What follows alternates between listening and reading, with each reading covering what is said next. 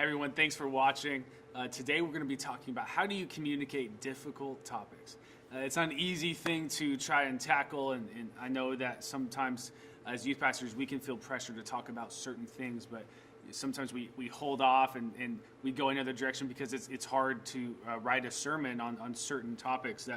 But in order to do ministry effectively, we can't be afraid to talk about everything that students are going through, not just the easy things to talk about. We have to be able to talk about everything with our students in order for us to truly be a family together.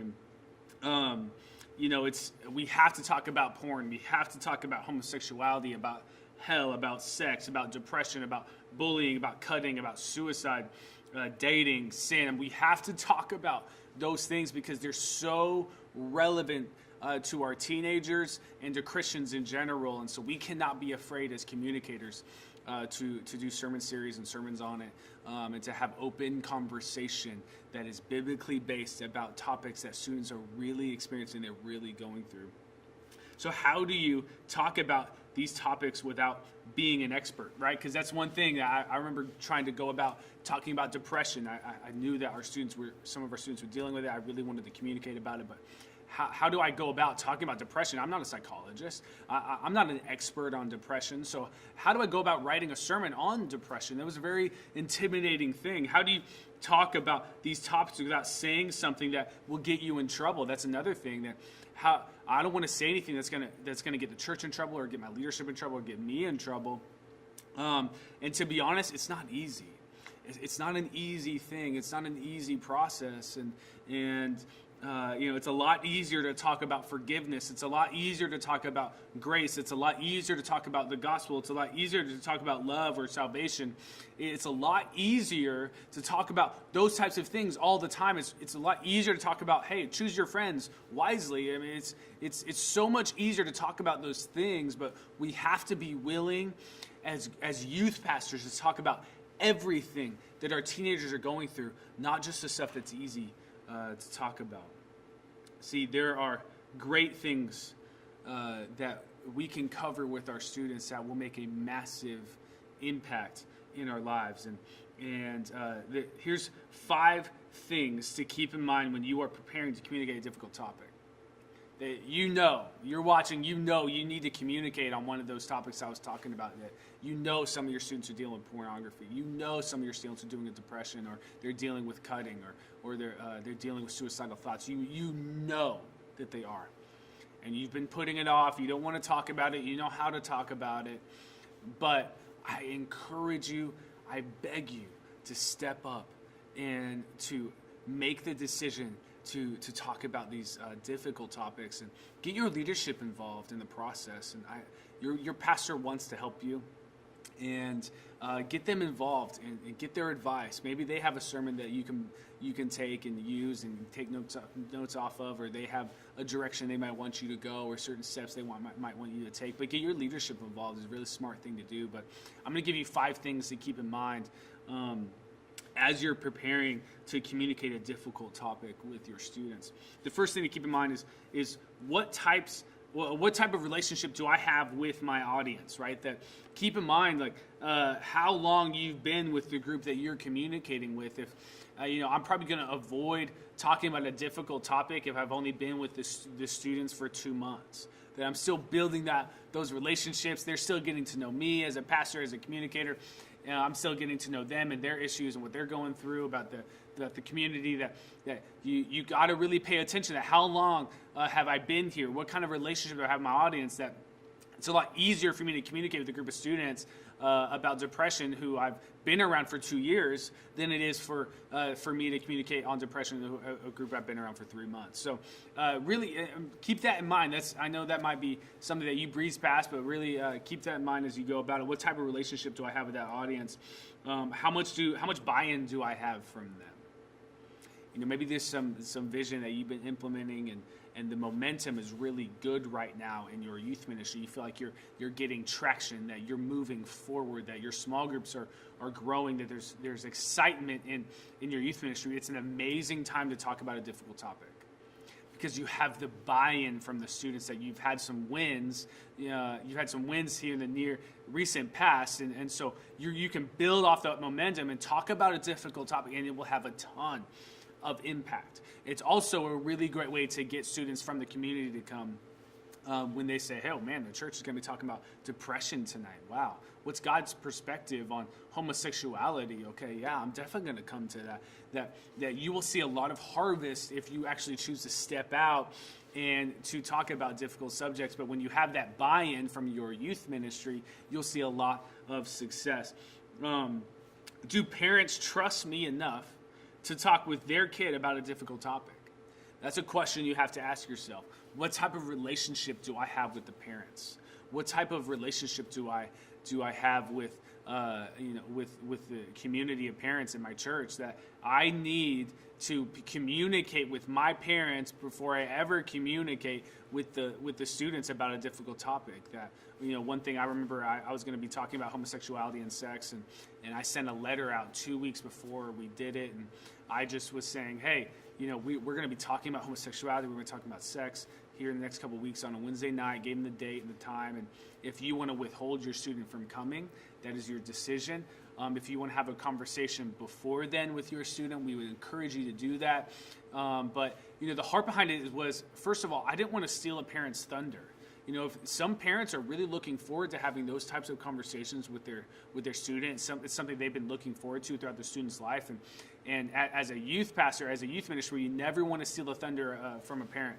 We never want to talk about something with their student before they had the chance to. And so that was us giving them the chance.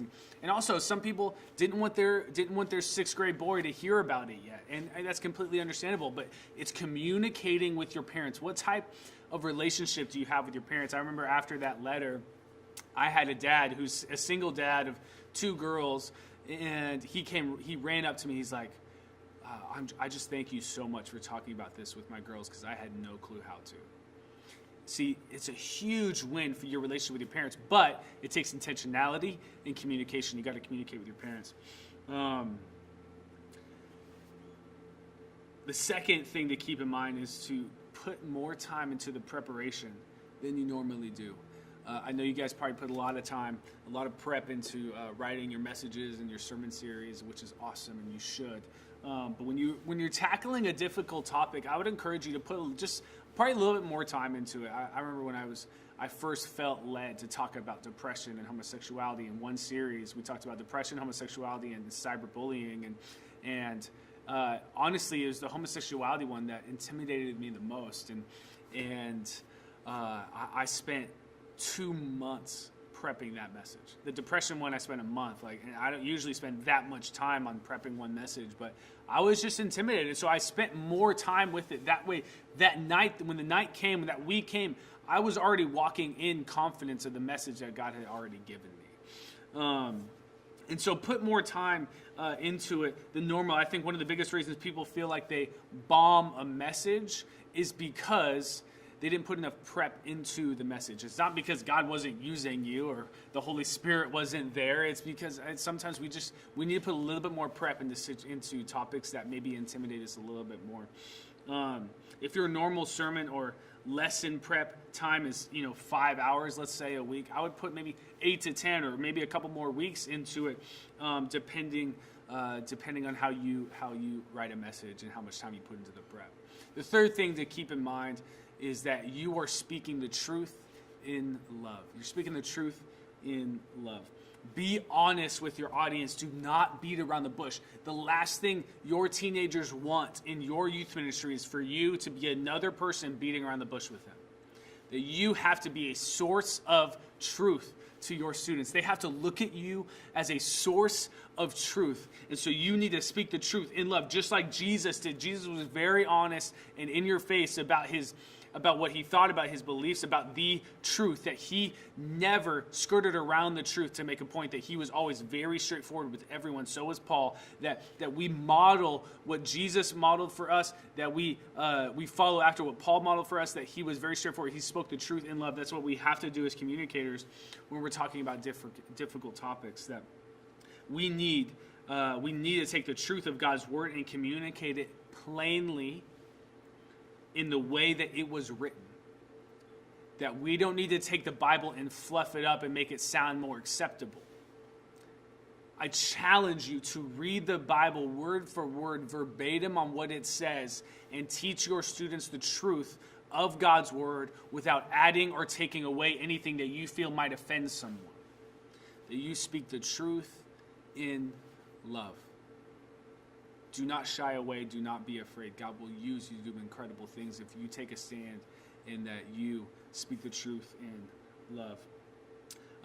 Another thing to keep in mind when you're going to be talking about a difficult topic is break down the topic to its simplest form.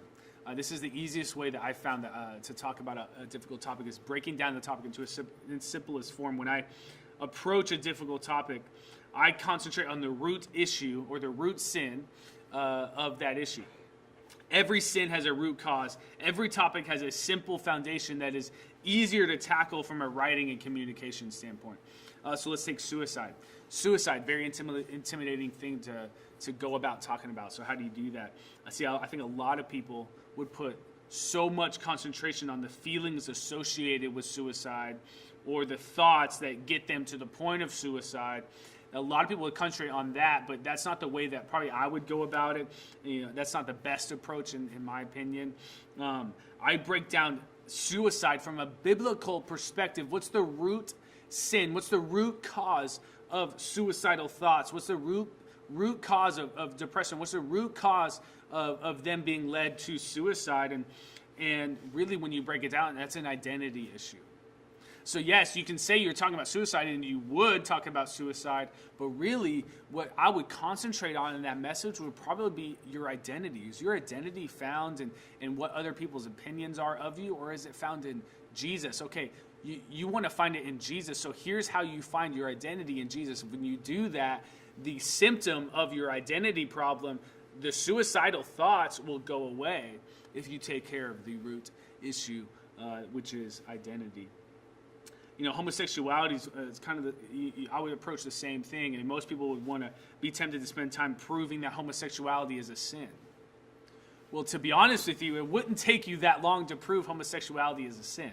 It's not going to. That would take you about maybe 3 minutes to prove that it's a sin. That's probably not the approach that I would take. It wouldn't take you long to prove that it's a sin, and then your message would probably turn into you taking a stand against homosexuals, and that's not a healthy thing that you want to communicate at all. Communicating any topic in that type of way would put your audience in a defensive posture instead of being in a teachable posture. You want your audience to be constantly in a teachable posture. Even if they don't agree with you right away, you want to keep them in that teachable posture. You want to make them defensive. So instead, let's look at what the Bible says. Well, the Bible ties in homosexuality with sexual immorality. And so because of that, I would also tie in the other sexual immoral sins when you're talking about homosexuality, like sex before marriage or oral sex or self-sex, that you're tying in those other things. You're breaking down sexual sin to its root issue. Right, so when you're going to communicate about a difficult topic, break down the root issue of that symptom, right? That you break down the cause, that you break down the source, that if it's their identity in Christ, that you talk about that while also talking about suicide or depression. And if you can do that, it makes it a lot easier to swallow from a communication standpoint. It also makes it a lot more relatable for your audience. The last thing to keep in mind when you're communicating a difficult topic is ask yourself when the last time you talked about a difficult topic was to your audience. I believe that once you communicate a difficult topic, that you will see the impact that has been made and that you'll want to do it again. But I would just implore you to maybe hold off. Give it some time until you bring a really heavy topic back to your students. Maybe really encourage them in love and maybe disciple them in their Bible reading or their prayer life after that they're really growing spiritually, they're really growing in their relationship with Jesus. It's really important that you give some time between difficult topics And obviously there might be certain situations that come up that might change that, but I would say in general that you give it some time between difficult topics, that you're not hitting them heavy all the time with a bunch of different things. So I would just really concentrate on the consistency that you communicate a difficult topics, spread them out as best you can, but without shying away from actually communicating important things. Difficult topics can be intimidating, but if you put the time and effort into it, you will find that they aren't as difficult as you think they might be, and it's actually a lot. It will cause a lot of impact in your youth ministry. Your students will love you for talking about real things that they're dealing with. They'll love you. They'll thank you for talking about things that are so relevant in their high schools and their middle schools, that they will be so appreciative. Their lives will be changed because you decided to step up and communicate something that wasn't easy to communicate. But guys, I encourage you to do it. Please step up. If you have any questions, you need advice, you want my sermons, I'll give you whatever you want. bwood@dreamcitychurch.us. Love you guys.